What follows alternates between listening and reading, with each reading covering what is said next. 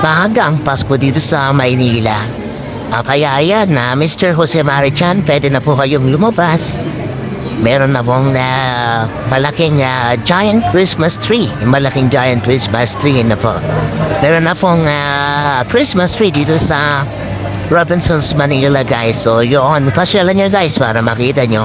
So hindi pa man natatapos ang August meron na po dito guys. O diba maaga yung Pasko dito sa Manila guys. Yun. Ang laki guys at good vibes nga guys. Ano po? Kasi we are all expecting Christmas at talagang very happy tayo pag nandiyan na yung Christmas. Diba guys? Kasi usually get together ng family ito. Marami yung natatanggap na regalo. And of course, lahat tayo ay nagbabalik na doon sa pag-asa na dulot ng Pasko, kundi walang iba kundi dun sa ating Panginoong Jesus, syempre.